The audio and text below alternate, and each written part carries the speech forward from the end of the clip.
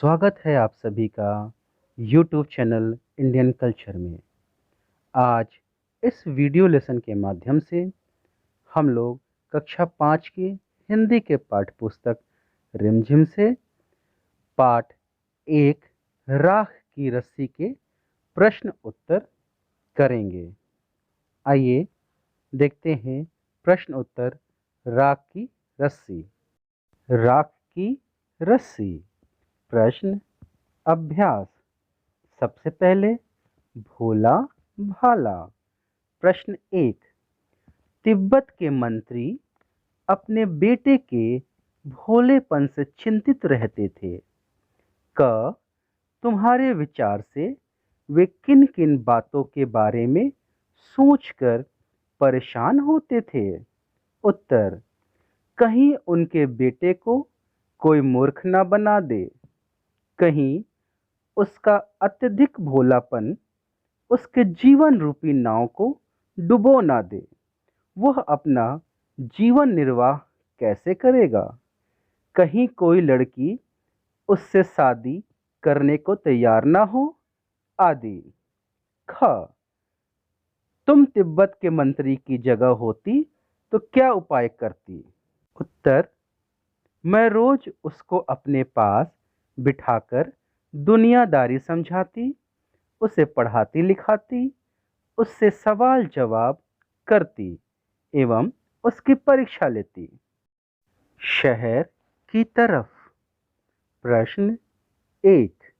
मंत्री ने अपने बेटे को शहर की तरफ रवाना किया। क। मंत्री ने अपने बेटे को शहर क्यों भेजा था? उत्तर। मंत्री ने अपने बेटे को शहर में पैसे कमाने के लिए भेजा था।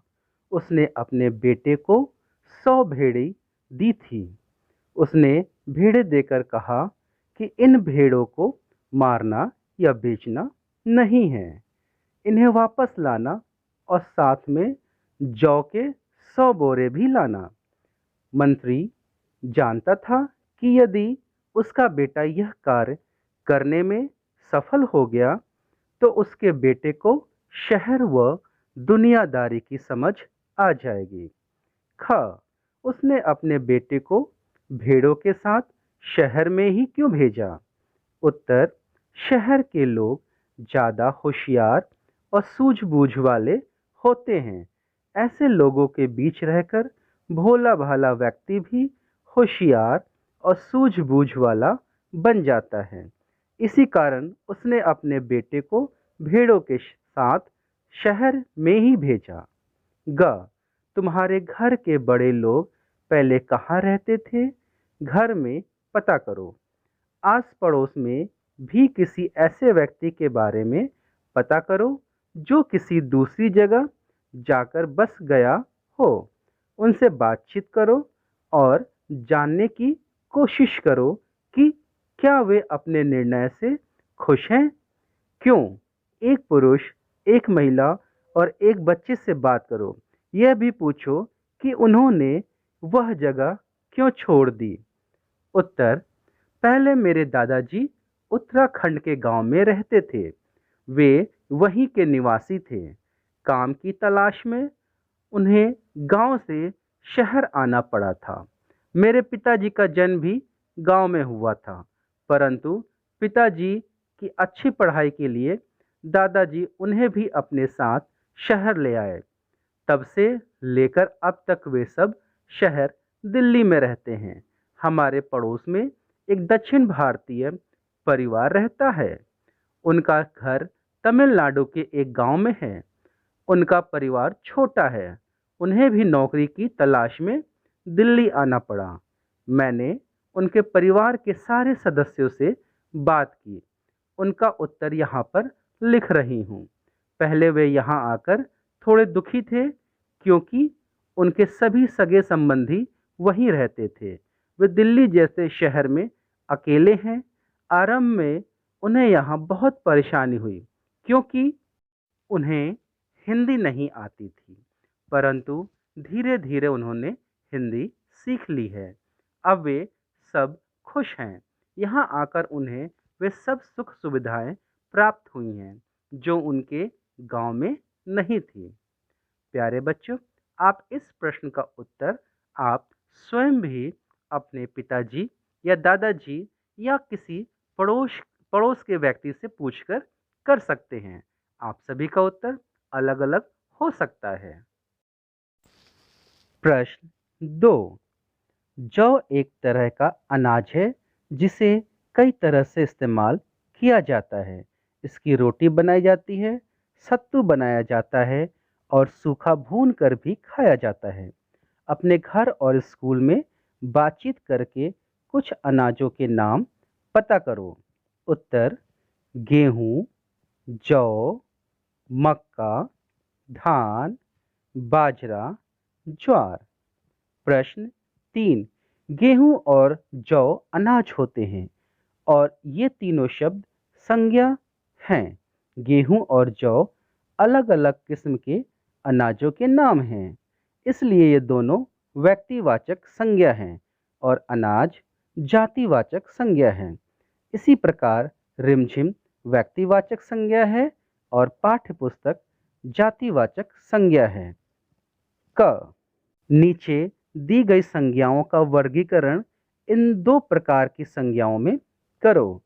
लेह, तांबा, धातु, खिचड़ी, शेरवानी, शहर, भोजन, वेशभूषा। उत्तर: व्यक्तिवाचक संज्ञा लेह, खिचड़ी, शेरवानी, तांबा। जातिवाचक संज्ञा धातु, भोजन, वेशभूषा, शहर। ख। ऊपर लिखी हर जातिवाचक संज्ञा के लिए तीन तीन व्यक्तिवाचक संज्ञाएं खुद सोचकर लिखो। उत्तर: जातिवाचक संज्ञा के लिए तीन तीन व्यक्तिवाचक संज्ञाएं इस प्रकार है: धातु, सोना, चांदी, तांबा। भोजन: रोटी, दाल, चावल। शहर: दिल्ली, जयपुर, गाजियाबाद। वेशभूषा: कुर्ता, पजामा, साड़ी। तुम शेर, मैं सवा शेर। प्रश्न 1। इस लड़की का तो सभी लोहा मान गए, था ना सचमुच नहले पहर दहला।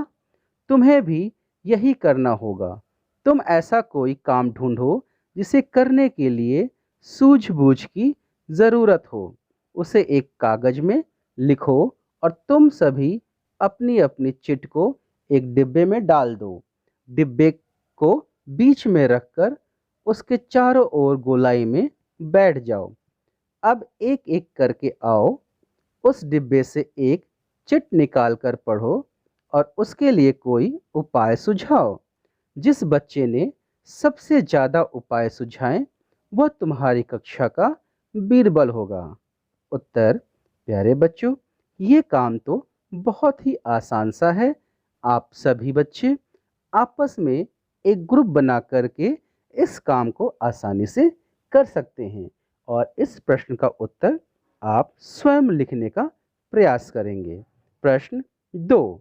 मंत्री ने बेटे से कहा, पिछली बार भेड़ों के बाल उतार कर बेचना मुझे ज़रा भी पसंद नहीं आया।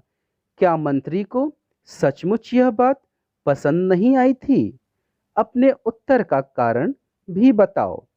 उत्तर: मंत्री को यह बात जरूर पसंद आई होगी, लेकिन इसमें उसके बेटे का कोई योगदान नहीं था, इसलिए उसने खुशी जाहिर नहीं की और दोबारा उन्हीं भेड़ों के साथ उसे शहर भेज दिया ताकि उसे अपनी होशियारी दिखाने का एक और अवसर मिले।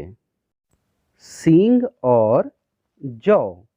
प्रश्न: पहली बार में मंत्री के बेटे ने भेड़ों के बाल बेच दिए और दूसरी बार में भेड़ों के सींग बेच डाले। जिन लोगों ने ये चीज़ें खरीदी होंगी उन्होंने भेड़ों के बालों और सींगों का क्या क्या किया होगा? अपनी कल्पना से बताओ।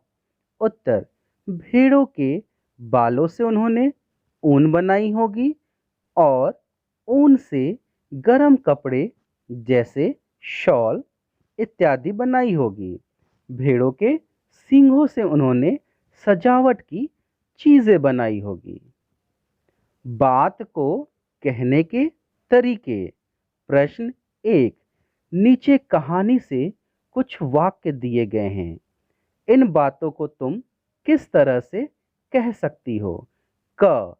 चैन से जिंदगी चल रही थी। उत्तर। शांतिपूर्ण ढंग से जीवन कट रहा था। ख। होशियारी उसे छूकर भी नहीं गई थी। उत्तर। वह बिल्कुल होशियार नहीं था। ग। मैं इसका हल निकाल देती हूँ। उत्तर। मैं इसका उपाय बताती हूँ। घ। उनकी अपनी चालाकी धरी रह गई। उत्तर। उनकी चालाकी किसी काम नहीं आई।